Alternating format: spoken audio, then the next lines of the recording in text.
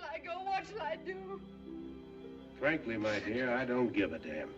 Behave yourselves!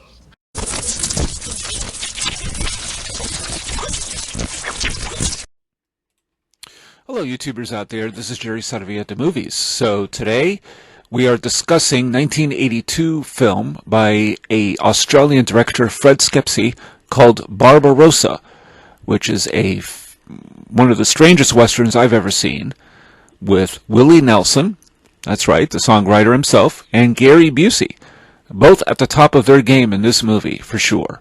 And so is, of course, the underrated Australian director, Fred Schepisi. Later on, he did one of my favorite films of the 90s, 6 Degrees of Separation. So this is quite a good director. He had done several other films, but this is one that I don't know if it exactly put him on the map. It wasn't shown in too many theaters. I don't know if even today too many people know of it. The strangest Western that I've ever seen, most allegorical in terms of religion and surreal backdrops, is Alejandro Jodorowsky's El Topo, a cult Western that has no real equal for what it attempts, to the best of my knowledge anyway, from what I've seen.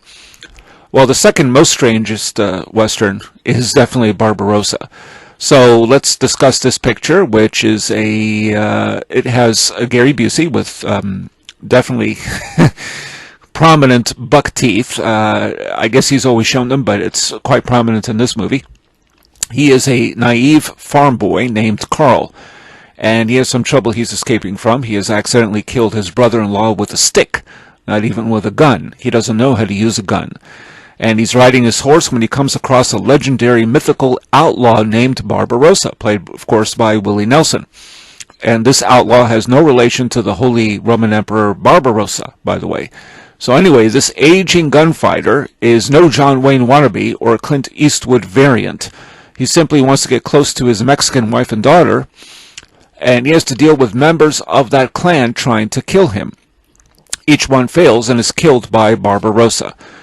And there is the patriarch of that clan, the angry father-in-law Don Braulio, played by Gilbert Roland, who had his leg shot off by Barbarossa on the day of the outlaw's wedding.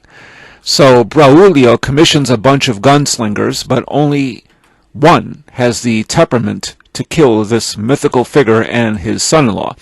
And this would be the fiercely committed Eduardo, played by Danny de la Paz.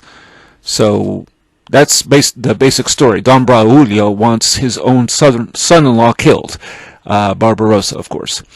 Now, getting back to Carl, he can't do very much of anything, but he is a true gentleman and a good kid, and he treats Barbarossa with respect. He always says, hello, sir, hi, sir, all that sort of thing, and yes, sir. And Carl wants to stay with the outlaw as a partner in crime, ripping off anybody with money. And Barbarossa would rather wants to walk alone in the desert landscape, as the revolving door of hired killers runs through his horizon.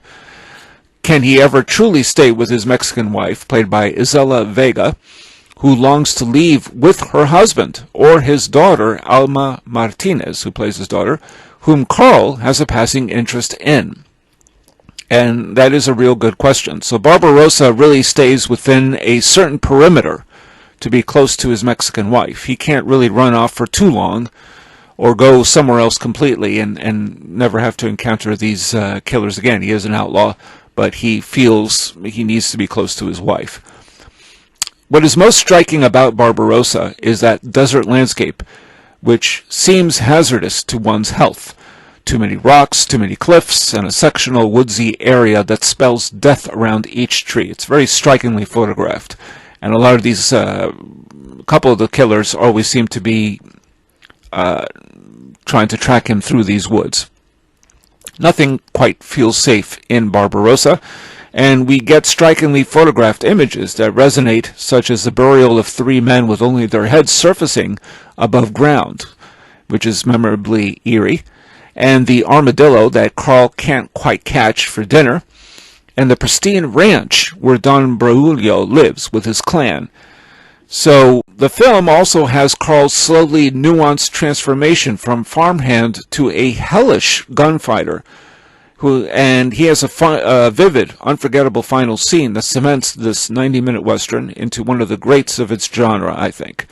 The film also manages to break down the idea of myth, of seeing a man and his infamous name that every Mexican exclaims as one to spin tales about to children and to equate with a devil or demon who can't be killed. And Barbarosa, it turns out, is not so much a myth or a demon as much as a man trying to support his family. He's just a regular Joe.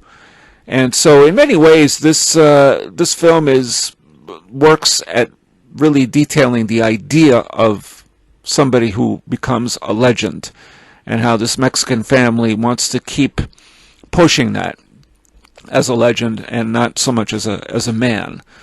And that I found quite fascinating. And I really love Westerns, but in general, but this is one of the more unusual ones. So if you haven't seen Barbarosa from 1982, directed by Fred Schepisi, definitely check it out. It is definitely worth seeing. And I think that is really all I got to say about that. High marks to the whole cast. That's it. So if you like what you hear, please subscribe to my channel. I'm glad to see I've gotten about, I think, 5 or 6 more, or maybe 8 subscribers since last month. So that's pretty good. Let's keep climbing that a little bit. Get more people to see my channel. And that's all I got to say about that. So please subscribe, and if you like what you hear, hit like. And this is Jerry Saravia at the Movies, signing off. You're on my road, amigos. You know who I am?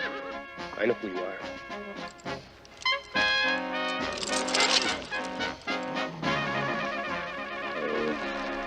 We may be in trouble.